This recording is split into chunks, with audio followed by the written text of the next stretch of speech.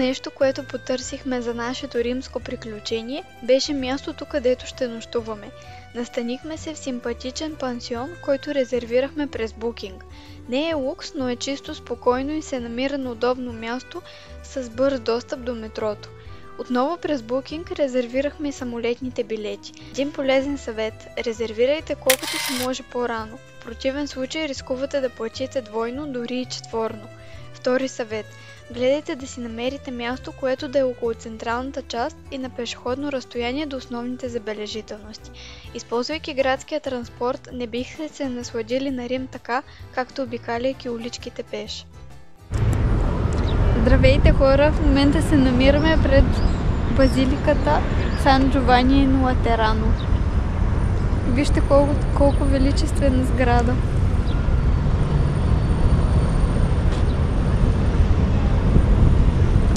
Днес на обяд кацнахме в Рим и отделихме няколко часа да посетим забележителностите, които са близо до мястото ни на настаняване. В момента сме много уморени и мислим да се прибираме, като преди това ще си вземем пица.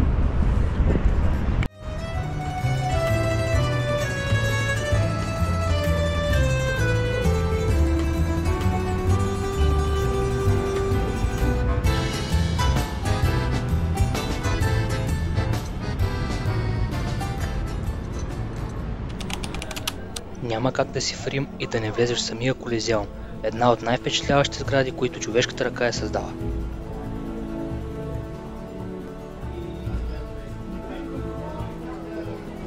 Бързо минахме красоташката за Колизеума. Билетите си купихме онлайн, директно от официалния сайт на Колизеума, така е най-сигурно и изгодно. Нашият вариант струваше около 40 лева за двама и включваше Колизеума, Римския форум и Палатинския хълм. Без арената и подземията, но дори и само това, преживяването си струва напълно. Бяхме с най-ранната група в 8 часа сутринта. И сега един съвет, не се заблуждавайте, че щом часът е написан в билета ви, ще влезете точно тогава. Ако не сте с билет за прескачане на опашката, идете по-рано. Ние бяхме там в около 7:50 и вече имаше хора, но за щастие бяхме едни от първите. И много бързо след нас опашката стана наистина голяма.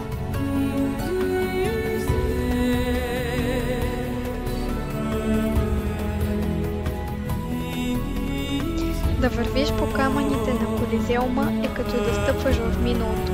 В този кръгъл гигант се е събирал целият древен Рим, за да гледа кръв, слава, битки и падения.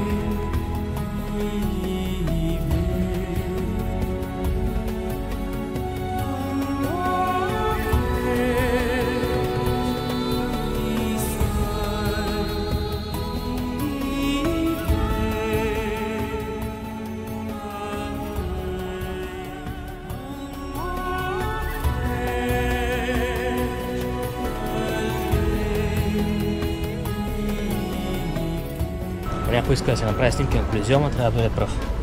Иначе после го очаква е това.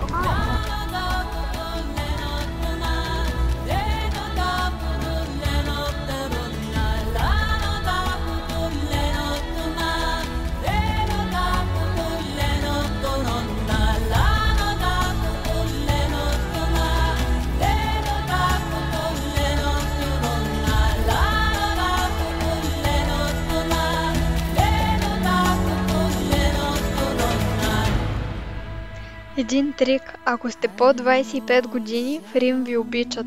Достъпът до културни обекти е на символични цени. Възползвайте се.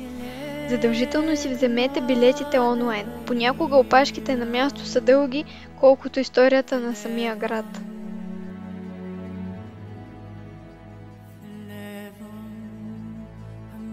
А знаете ли кой е най-зловещият факт?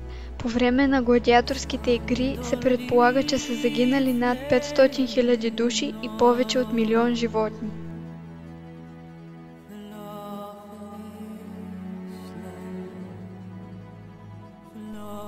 Ако някой ви предлага билети пред Колизеума, много вероятно е да става дума за измама или прекупвач. Не се хващайте. Резервирайте всичко онлайн. когато си турист и на витрината гледаш една пица, ти носи друга. Това е. Кафето със специален крем за 6 лева. 2 глътки. Къде се намираме в момента? Отиваме към Палатинския хълм. Имаше поне 200 метра опашка, обаче пък върви бързо, да няма и 20 минути. Ако си взимате комбинирани билети, както направихме ние, важно е Римският форум и Палатинския хълм да се посетят в рамките на 24 часа след посещение на Колизеума. Но не ви съветвам да ги посещавате веднага едно след друго, защото е доста изморително, а топлото време не прощава. Палатинският хълм. Това е люлката на Рим, мястото, откъдето според легендата е започнал градът. Отиваме да берем портокали.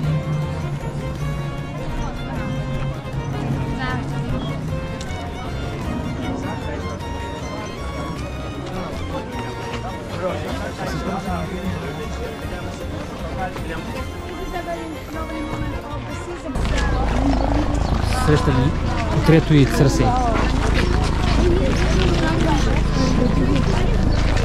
Knowledge is power. Seize him. I've changed my mind. Let him go. Power is power.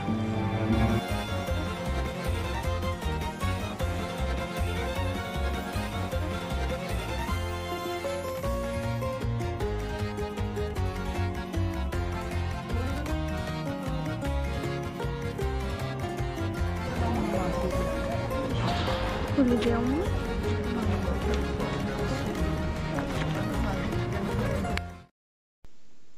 Палатинът предлага едни от най-хубавите гледки към Римския форум и Колизеума.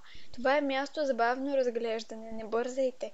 Дори и просто да седнете на пейка в сянката на боровете, пак сте точно където трябва.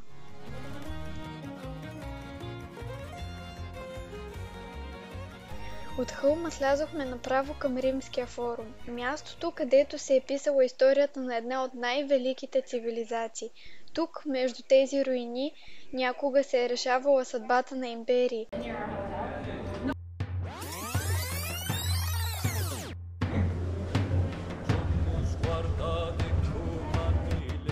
Това е било политическият, религиозният и търговският център на Древен Рим, буквално главната улица на света.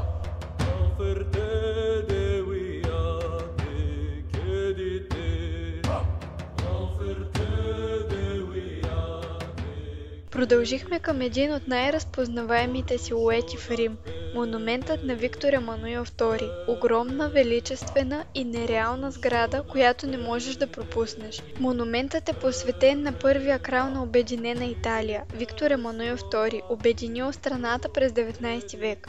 Гробът на незнайния войн се намира точно отпред, със символичен вечен огън и почетна стража.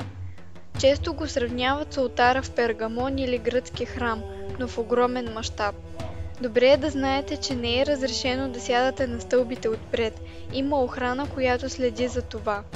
И ако се чудите откъде да започнете опознаването на античния Рим, тук е добро начало. От едната страна е Римския форум, а от другата площад Венеция. Историята ви обгръща навсякъде. Само на няколко крачки от монумента на Виктор Емануил открихме едно от най-вкусните малки открития в Рим – паста Иит, прясна паста в картонени купички на достъпна цена. И ето ни пред фонтана Ди Треви, или поне се опитваме да стигнем до него.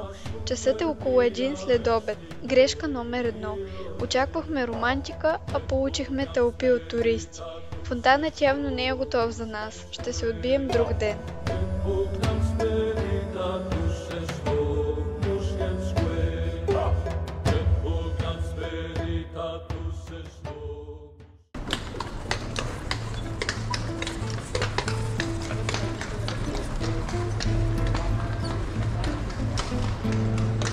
Ето, че дойде ред и на Пантеона. Бяхме се подготвили с онлайн билети, дори с Skip the Line опция, закупени през платформата Get Your Guide, за около 20 лева за двамата. Но, изненада, на място се оказа, че това не са истинските билети, а само ваучери. Трябва да намерим човек с флаг на агенцията, който не беше никак лесен за откриване. Пантеонът е най-добре запазената антична сграда в Рим. Построен е през 126 година от императора Адриан върху място, където имал по-стар храм, посветен на всички богове. Куполът е истински инженерен шедьовър. До днес остава най-големият неармиран бетонен купол в света. Май наистина имало нещо наречено Skip the Line. А интересното е, че диаметърът на купола и височината на сградата от пода до върха му са равни, което създава усещането за съвършена симетрия и хармония. Централният отвор в купола е единственият източник на естествена светлина. През него влиза и дъжд, но подът е наклонен, за да отвежда водата. Добро утро, ден трети.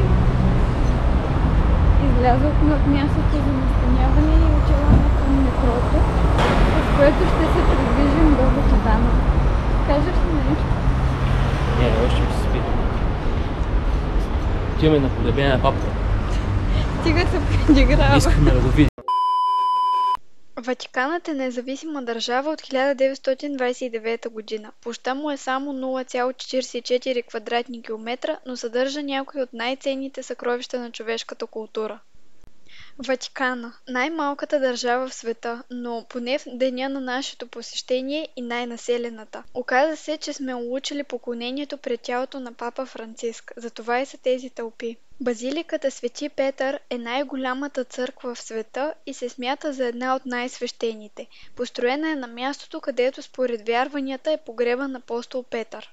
Това е швейцарската гвардия, личната охрана на папата, съществуваща от 1506 година, със средновековни униформи, но модерно въоръжение.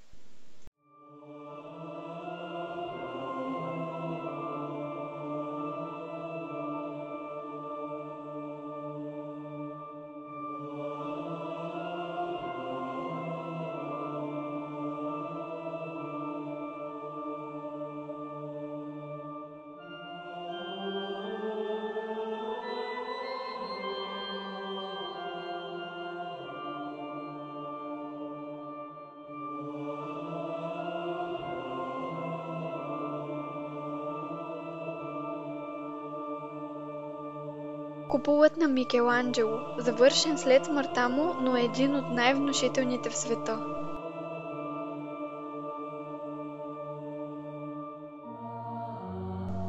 Тялото на папата в много редки случаи се излага за поклонение. Това, че сме учили такъв момент, изключителна възможност да бъдем част от нещо толкова значимо.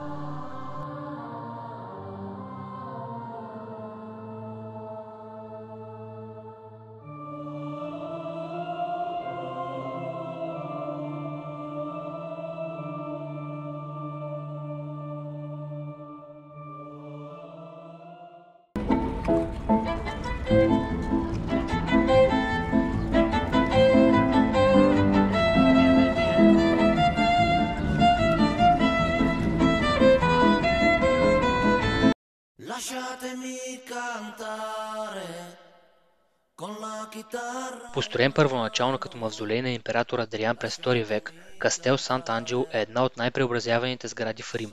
Бил е мавзолей, крепост, затвор, папска резиденция, а днес музей. Между Ватикана и Кастела има таен коридор. В тежки времена папите са го използвали, за да избягат от Ватикана към по-защитения замък.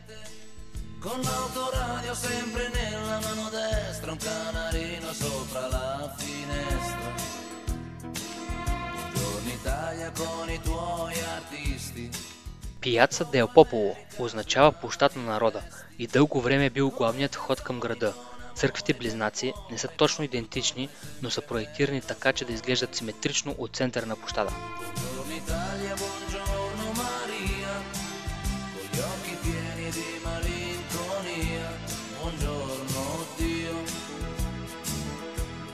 След толкова ходене, нищо не е по-добро от един вкусен сандвич. Открихме това място съвсем наблизо. Ако искате безплатна панорама, от терасата Белведере, разположена точно над площада, се открива гледка към целия площад и нататък по Вия дел Корсо.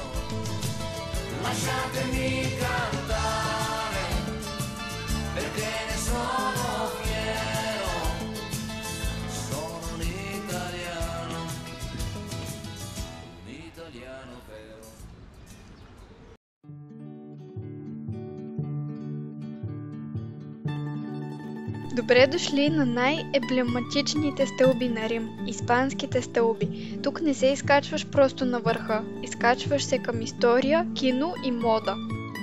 Стълбите са построени в началото на 18 век, за да свържат Френската църква отгоре с площад Испания отдолу, където се намирало и Испанското посолство.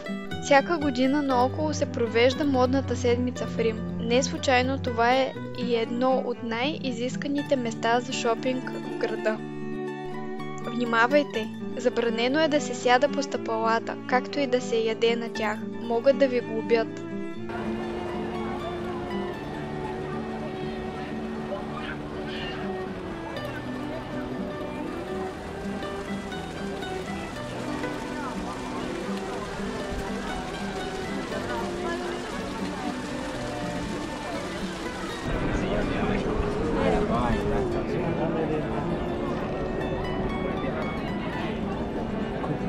Сега ми кажеш, че тази пашка е за тирамисуто.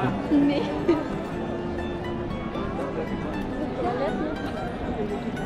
Коректната. Виж вече. Тя се ремонтва.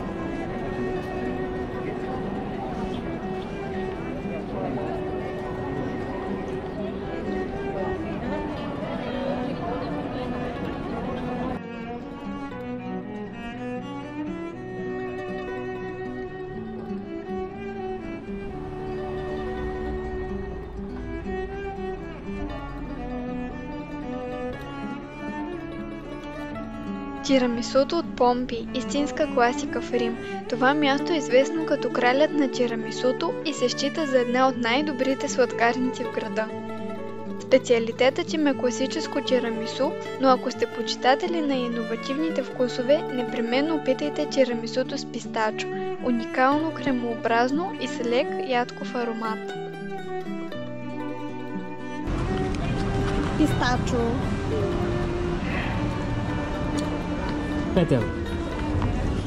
Пистачо. 1 кило пилешко.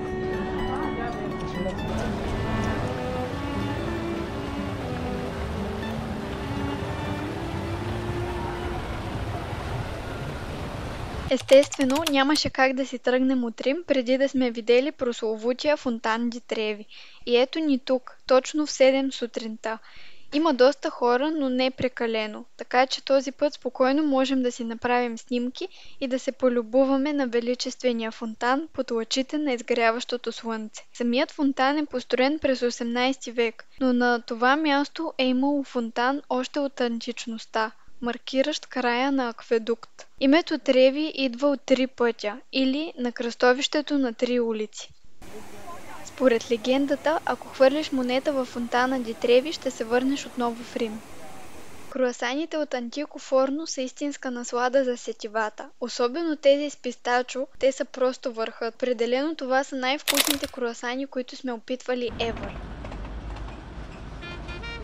В момента се намираме в Трастевере.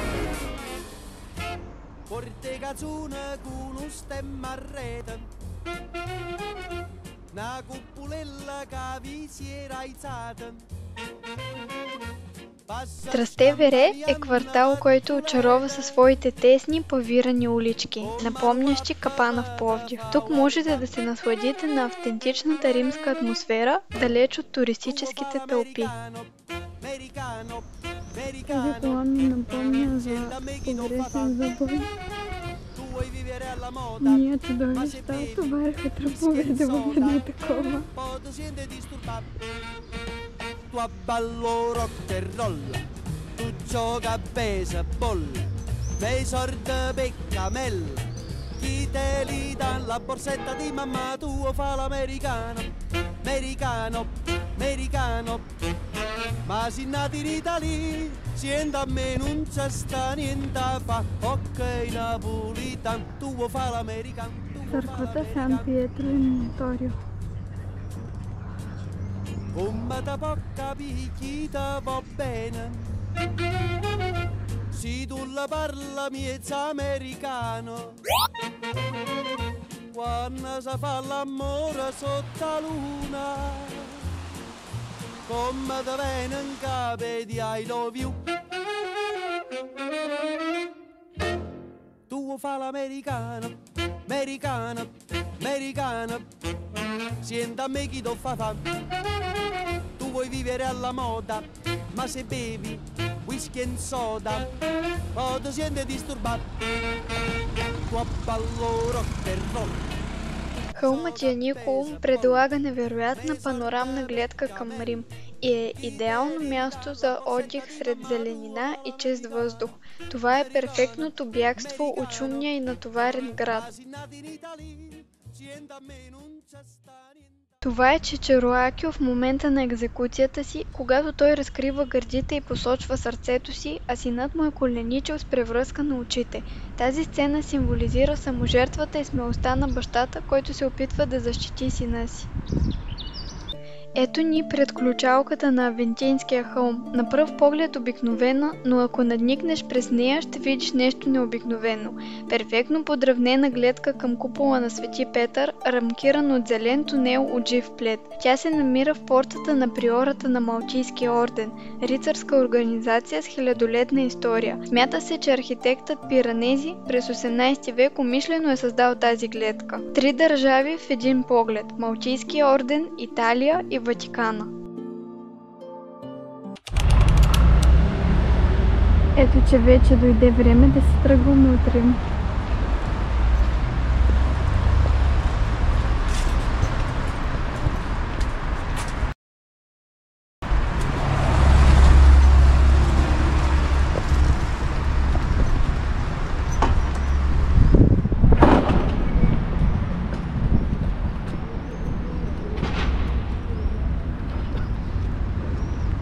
Хората се пресичат на червено, хич не им пука.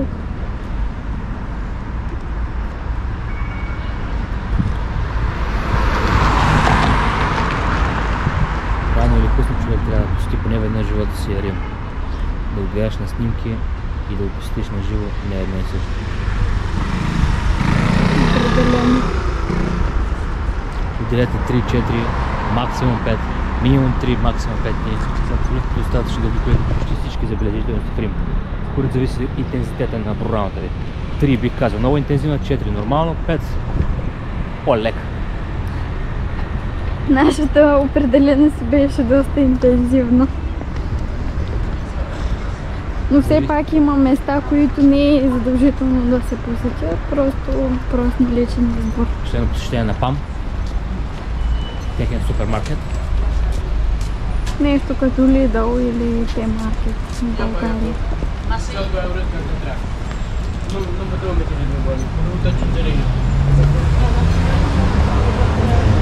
Да грабнем нещо за полета.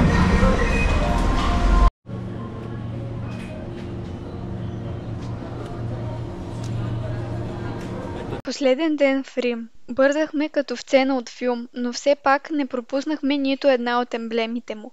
Стъпките ни се превърнаха в ритъм на града, дъхът ни в парфюма на улиците. Рим ни погълна с историята и магията си. Ние си тръгваме, но сърцата ни останаха да бродят из неговите тесни улички. Град, който уморява, но и зарежда, и в това се крие чарът му. Всички тези хора чакат за да влезнат в базиликата. Добре, че го направихме първия ден.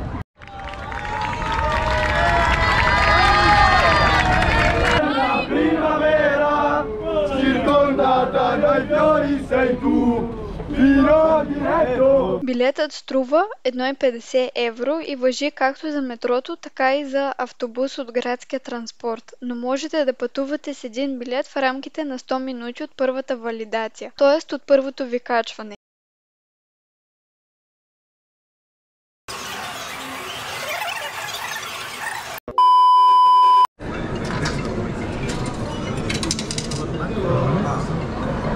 Retry. Okay. This time it's work. What? Your way. Това ли беше? Метро. Да. Къде друго? Не, това е. Можете да си купите билети от гишето в подлеза на метрото или от машини, които приемат монети, банкноти или плащане с карта. Пробвахме и двата варианта. Един съвет: винаги носете дребни пари. Някои автомати не работят добре с карти или не връщат ресто при по-големи банкноти. Рим не е просто град, той е преживяване. Място, което не се разказва, изживява се. Затова, ако се чудите дали си струва, да, струва си. Със своите красиви фасади, шумни площади, тесни улички и древни камъни под краката. Той ни развълнува, изненада, измори и определено ни зареди. Ариведерчи, Рома! До нови срещи!